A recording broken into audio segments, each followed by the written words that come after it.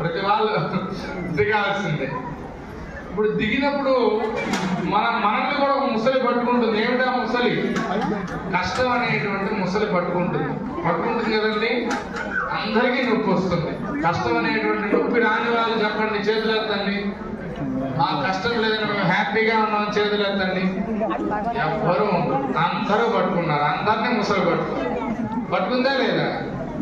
ఇప్పుడు ఈ ముసలి భార్య నుంచి మనం బయటపడాలంటే ఏం చేయాలి చెప్పండి? భగవంతుడి యొక్క పాదాలు పట్టుకోవాలి. అంతేనండి, సింపుల్. ఎవరిని పట్టుకోవాలి? భగవంతుడి పాదాలు పట్టుకోవాలి.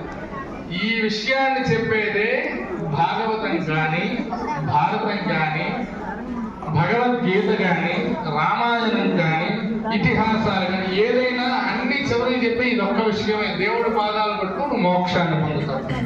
ఎందుకంటే వేరే ఏముంటుంది.